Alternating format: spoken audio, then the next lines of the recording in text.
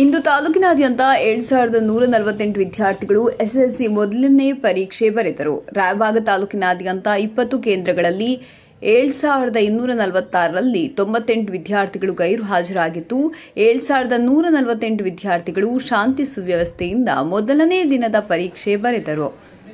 ಇಂದಿನಿಂದ ಪ್ರಾರಂಭವಾದ ಎಸ್ಎಸ್ಎಲ್ಸಿ ಪರೀಕ್ಷೆ ಬರೆಯಲಿರುವ ವಿದ್ಯಾರ್ಥಿಗಳನ್ನು ಶಿಕ್ಷಕರು ಹಲವು ಕಡೆ ವಿವಿಧ ರೀತಿಯಲ್ಲಿ ಸ್ವಾಗತಿಸಿಕೊಂಡರು. ಕುಡಚಿ ಪಟ್ಟಣದ ಜುನ್ನೇದಿಯ ಪ್ರೌಢಶಾಲೆ ಕೇಂದ್ರದಲ್ಲಿ ಒಟ್ಟು 18 ಕೊಠಡಿಗಳಲ್ಲಿ 433 ವಿದ್ಯಾರ್ಥಿಗಳ ಪೈಕಿ 1 ವಿದ್ಯಾರ್ಥಿ 2 ವಿದ್ಯಾರ್ಥಿನಿಯರು ಗೈರು ಹಾಜರಾಗಿದ್ದು, ಅದರಲ್ಲಿ 2 ವಿದ್ಯಾರ್ಥಿಗಳು ರಿಪೀಟರ್ಸ್ ಸೇರಿ ಒಟ್ಟು 430 ವಿದ್ಯಾರ್ಥಿಗಳು ಶಾಂತಿ ಸುವ್ಯವಸ್ಥಿತವಾಗಿ ಪರೀಕ್ಷೆ ಬರೆದರು.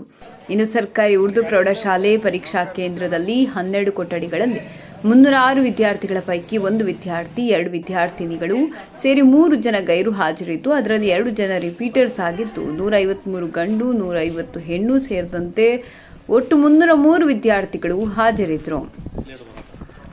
ಇನ್ನು ಪರಮಾನಂದವಾಡಿ ಗ್ರಾಮದ ಎಸ್ಆರ್ಡಿ ಪ್ರೌಢಶಾಲೆ ಪರೀಕ್ಷಾ ಕೇಂದ್ರದಲ್ಲಿ ಒಟ್ಟು 18 ಕೊಠಡಿಗಳಲ್ಲಿ 438 ವಿದ್ಯಾರ್ಥಿಗಳ ಪೈಕಿ 7 ಗಂಡು 1 ಹೆಣ್ಣು ಸೇರಿದಂತೆ 8 ಗೈರು ಆಗಿದ್ದು, ಒಟ್ಟು 430 ವಿದ್ಯಾರ್ಥಿಗಳು ಶಾಂತ ರೀತಿಯಿಂದ ಪರೀಕ್ಷೆ ಬರೆದರು.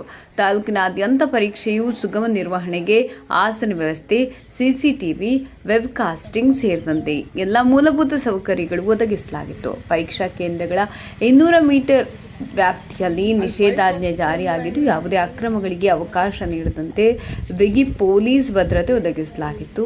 ವಿದ್ಯಾರ್ಥಿಗಳು ಭಯವಿಲ್ಲದೆ ಪರೀಕ್ಷೆ ಬರೆಯಲು ಅನುಕೂಲವಾಗುವಂತೆ ಎಲ್ಲ ಅಗತ್ಯ ಕ್ರಮಗಳನ್ನು ಕೈಗೊಂಡಿರುವ ಇಲಾಖೆ ಮತ್ತು ಶಾಂತಿಯುತವಾಗಿ ಪರೀಕ್ಷೆ ನಡೆಯಲು ಎಲ್ಲ ಸೂಕ್ತ ಕ್ರಮಗಳನ್ನು ಜರುಗಿಸಿದರು.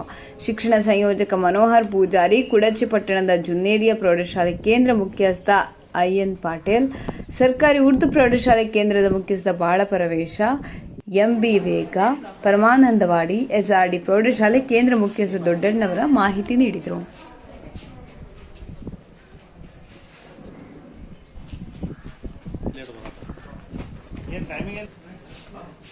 ಸರ್ ಶೂಸ್ ತೆಗಿತಾರೆ